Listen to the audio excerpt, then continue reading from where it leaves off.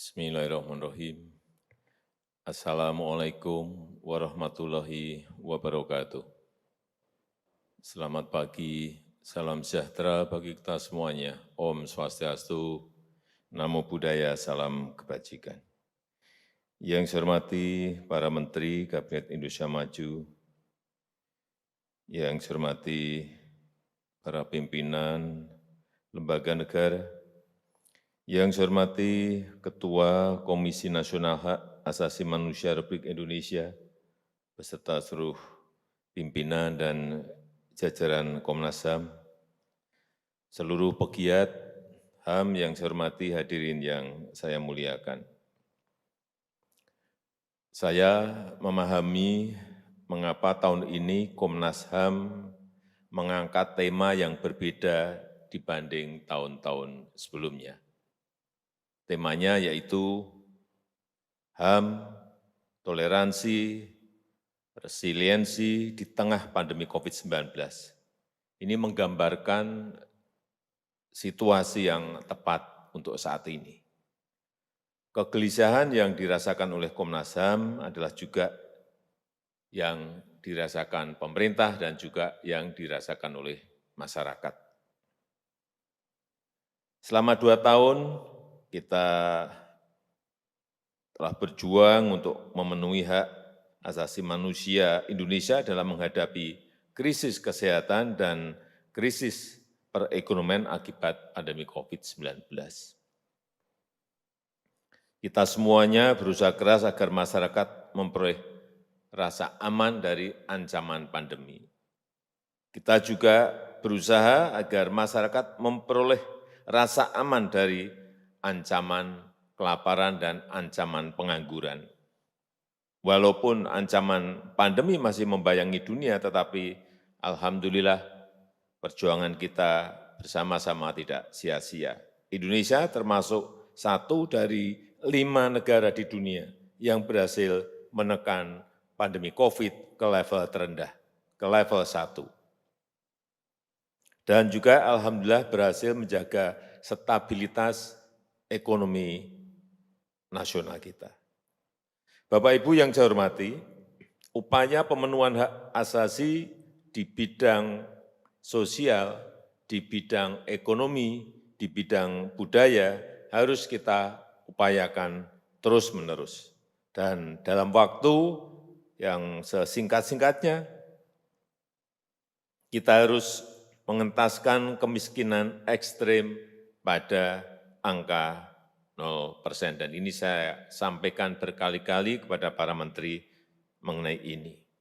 Kita juga harus membuka kesempatan kerja seluas-luasnya. Kita harus menjamin akses pelayanan pendidikan dan kesehatan yang terjangkau dan merata.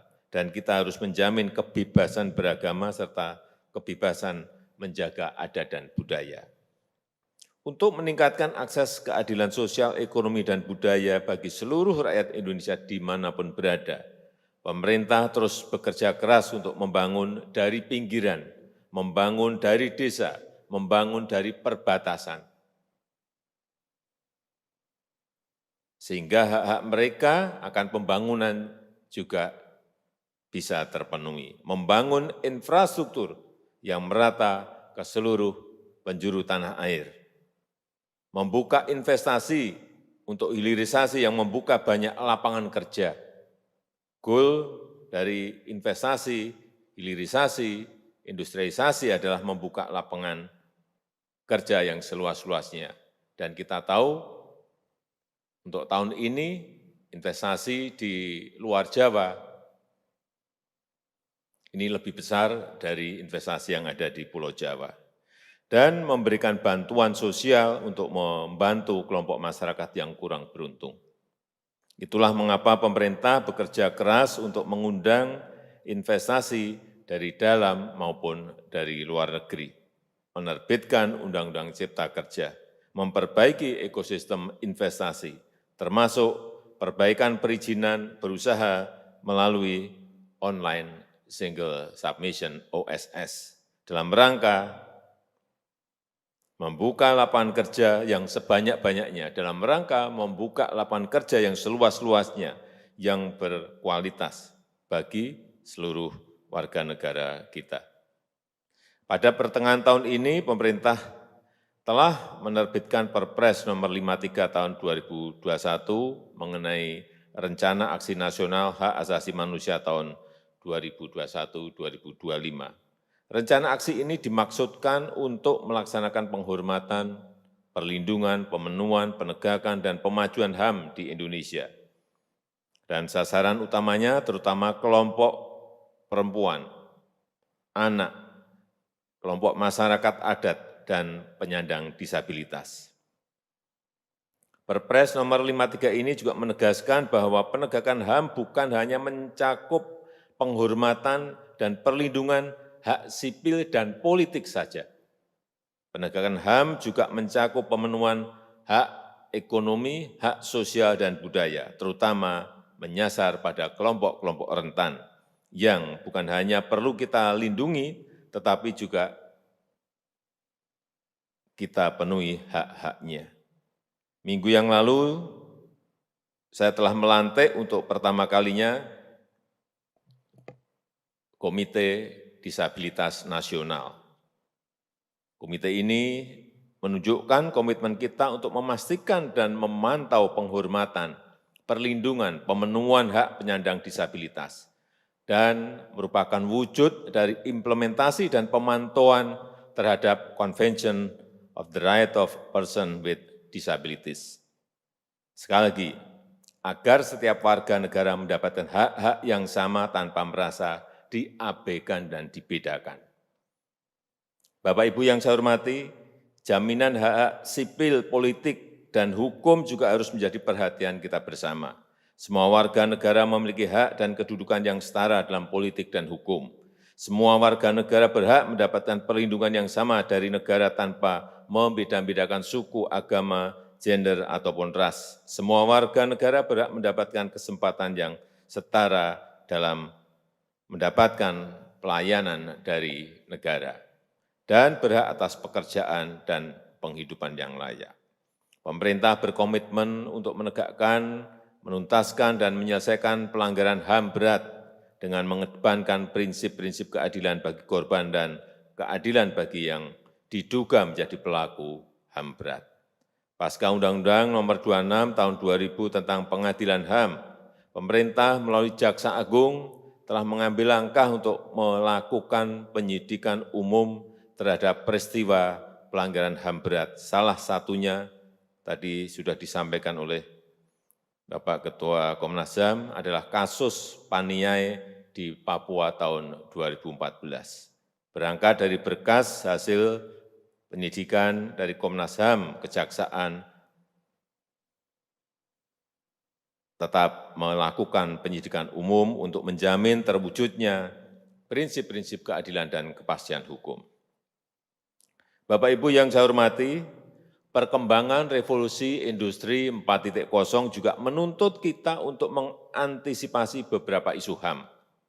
Saya memahami adanya kegelisahan dan kekhawatiran masyarakat terhadap sanksi pidana dalam Undang-Undang Informasi dan Transaksi Elektronik, Undang-Undang ITE. Kapolri sudah menindaklanjuti perintah yang saya instruksikan untuk mengedepankan edukasi dan langkah-langkah persuasif dalam penanganan perkara ITE. Jangan ada kriminalisasi terhadap kebebasan berpendapat. Atas dukungan DPR, saya telah memberikan amnesti terhadap Ibu Baik Nuril dan juga Bapak Saiful Mahdi yang divonis melanggar Undang-Undang ITE. Namun saya juga ingatkan bahwa kebebasan berpendapat harus dilakukan secara bertanggung jawab kepada kepentingan masyarakat yang lebih luas. Perlindungan data pribadi juga menjadi perhatian serius pemerintah dan menjadi bagian yang tidak terpisahkan dari hak asasi manusia. Untuk itu saya telah memerintahkan Menkominfo serta kementerian dan lembaga terkait untuk segera menuntaskan pembahasan rancangan Undang-Undang RUU Perlindungan Data Pribadi bersama-sama dengan DPR. Agar perlindungan hak asasi masyarakat dan kepastian berusaha di sektor digital dapat terjamin. Perkembangan ilmu pengetahuan dan teknologi ini harus terus kita ikuti untuk menjaga agar tidak ada yang dirugikan secara tidak berkeadilan dalam dunia yang penuh disrupsi sekarang ini. Kita harus selalu berinovasi dalam upaya melindungi hak asasi warga negara Indonesia, terutama kelompok warga yang marginal. Kita harus membangun Indonesia maju dan sekaligus menjamin keadaan sosial bagi seluruh rakyat Indonesia. Saya rasa itu yang ingin saya sampaikan dalam kesempatan yang baik ini. Selamat Hari HAM sedunia. Terima kasih. Wassalamualaikum warahmatullahi wabarakatuh. Om Santi Santi Santi Om.